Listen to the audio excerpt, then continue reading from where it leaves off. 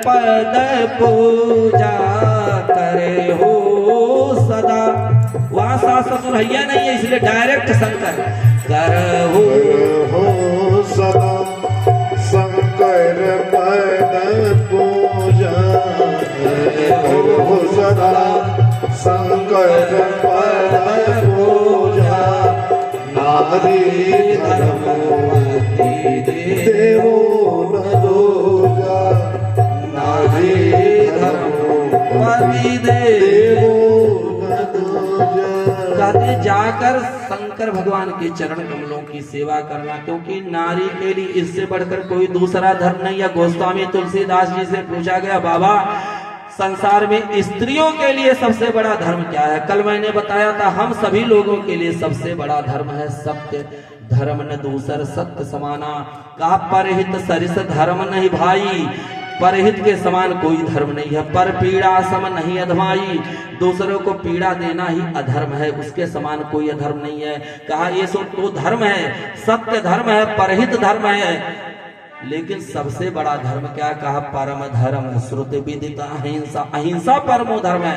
कहा ये सब तो पुरुषों के लिए, कहा सबके लिए है अहिंसा परमो धर्म, लेकिन स्त्रियों के लिए विशेष धर्म क्या है? तब गोस्वामी तुलसीदास जी रामचरितमानस में लिखते हैं, अनुसुईया जी के माध्यम से सीता मैया को वनवास के क्रम में अनुसुईया मैया ने दिव्य वसन भूषण दिए हैं, पहराए हैं, और पातिव्रत धर्म का उपदेश दिया। कहा हे देवी, का सबसे बड़ा धर्म है एक ही धर्म एक पत्नी, एक ही धर्म एक पत्नी। काय वचन मन पति पद प्रेमा। काय वचन मन पति पद प्रेमा। वचन मन पति पद प्रेमा। एक ही धर्म एक व्रत नियम। माता जी ध्यान से सुनिएगा, आप लोग बड़ा प्रेम से सुन रही, बहुत ध्यान से, तो हम चाहते हैं और ध्यान थोड़ा लगा दीजिए जिससे बात एकदम समझ में आ जाए। और तुम लोग भी थोड़ा ध्यान लगाओ, थोड़ा इधर से ध्यान दो, जब सेंटर से सेंटर मिलेगा तब तो बात समझ में आएगी।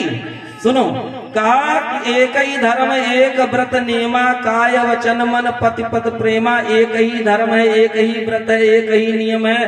काय माने शरीर, मन माने मन, और वचन माने वाणी।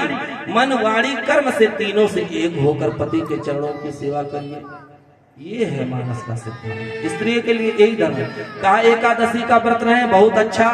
कहा स्त्रियों के लिए सबसे बड़ा व्रत लिख देते हैं गोस्वामी जी, एकादशी रहो। अनुसुईया जी कह देती सीता जी को, लेकिन कहा नहीं एकादशी रहिए, बहुत अच्छा है। रविवार व्रत रहिए, माँ सतोषी मैया का व्रत रहिए, बृहस्पतिवार व्रत रहिए। तमाम माताएं रहती है ना, सोमवार व्रत रहती हैं, कुछ लोग तो मंगलवार भी व्रत, मंगलवार तो पुरुष लोग भी रहते हैं। गुरुवार व्रत माताएं रहती हैं नहीं रहती हैं। शुक्रवार संतोषी मैया का व्रत रहती है, शनिवार भी व्रत लोग रहते हैं हनुमान जी का व्रत है। एकादशी का व्रत होता है। कहा एकादशी जैसा व्रत तो कोई है नहीं महाराज। एकादशी के दिन तो अन्न वर्जन है। अन्न वर्जन माने समझ रहे हैं, त्याग। सब व्रत है, लेकिन सबसे बढ़कर अगर एक व्रत है, एकादशी का व्रत हो पाए माता जी रहिए, न हो पाए कोई बात नहीं, लेकिन रहना चाहिए। अगर कोई भी व्यक्ति नियम पूर्वक 108 एकादशी का व्रत पालन कर ले नियम पूर्वक, तो व्यासपीठ से मेरी गारंटी है 101% कि जीवन के अंतिम समय में उसको यमराज के दूत स्पर्श नहीं कर सकते हैं, भगवान के पार्षद ही उसको लेने आते हैं, यमदूत नहीं स्पर्श कर सकते। अगर नियम से एकादशी कितना संख्या बताए माता जी? 108 एकादशी, ज्यादा नहीं है। 12 दूनी 24, 25 120, 5 साल में हो जाएगा। और 2-4 महीना इधर उधर कर लीजिए, लेकिन कठिन है महाराज। नियम से कहाँ हो पाता है, कठिन है ना, बीच में छूट जाता है, कोई विघ्न बाधा आ गई नियमतः कर लीजिए तो निर्वाह। और ये निर्वाह केवल प्रभु कर सकते हैं, करा सकते हैं। बोलिए भक्तवत्सल भगवान की। ए माताओं बहनों ध्यान देना, अगर जीवन में सोमवार का व्रत रहो तो बहुत अच्छा, नहीं रह सकती हो तो मत रहो, कोई बात नहीं है। अगर जीवन में बृहस्पतिवार का व्रत रहती हो तो बहुत अच्छा, नहीं रह सको तो कोई बात नहीं है। अगर जीवन में संतोषी मैया का व्रत रहती हो तो बहुत अच्छा, नहीं रह सको तो कोई बात नहीं है। लेकिन जीवन में चाहे और व्रत रहो चाहे न रहो माताओं, एक व्रत होना जरूरी है, पाति व्रत धर्म। एक ही धर्म है व्रत नेमा, काय वचन मन पथ व्रत नेमा। अब मैं आपको एक बात बता दूं, ये तो होना चाहिए ना, हो कर रहा है, थोड़ा उसका भी दर्शन कर लीजिए। होना तो चाहिए कि मन वचन कर्म से पति के चरणों की सेवा की जाए माता जी, सास ससुर की पूजा की जाए, सेवा की जाए। लेकिन हो क्या रहा है, थोड़ा एक बिटिया थी और गई ससुराल। जब उसकी विदाई हो रही थी, उसकी माई ने सिखाया, माँ ने, बेटी जाओ और ससुराल में ठीक से रहना। जब बिटिया आई ससुराल से 6 महीना बाद, कितना महीना बाद, कहानी सुन लीजिए, उसके बाद कथा प्रवेश करेंगे। ये कलयुग की बिटिया है, सिखा के सब लोग अच्छा ही तो भेजते हैं। कौन कहता है कि जाके वहां पर कांड कर देना या कोई इस तरह से करना, कि सब लोग अच्छा सिखा के भेजते हैं कि हमारी मान प्रतिष्ठा पे कोई आंच नहीं आए, ऐसे रहना। अब वो गई 6 महीना बाद जब मैके आई तो उसकी माँ बोला, ए बिटिया सुन। कहा हाँ माई बोल। कहा तू ससुररे गई रहलू तो कौन कीरत कह के अयलू है, कौन कमाई कह के अयलू है। तो बिटिया का बता रही है कि कई अली हम कमाई और सुनु ससुरे में माई, कई अली हम कमाई। अच्छा क्या कमाई कैले है बताओ।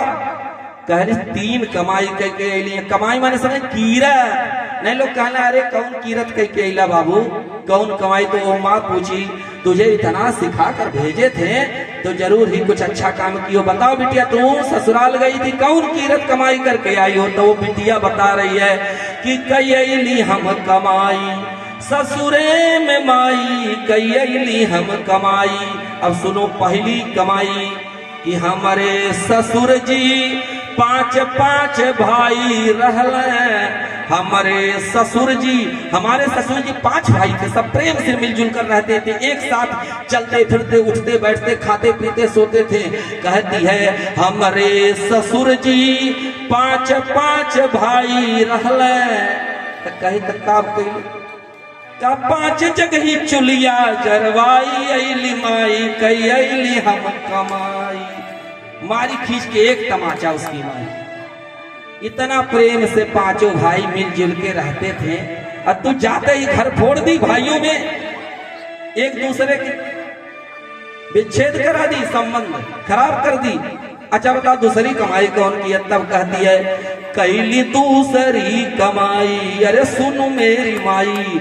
कहे हमारे भसुर जी की बड़ी बड़ी मोछिया, हमारे भसुर जी की बड़ी बड़ी मोछिया, वही भसुरु का मोछिया उखाड़ी अली माई, कई अली हम माई।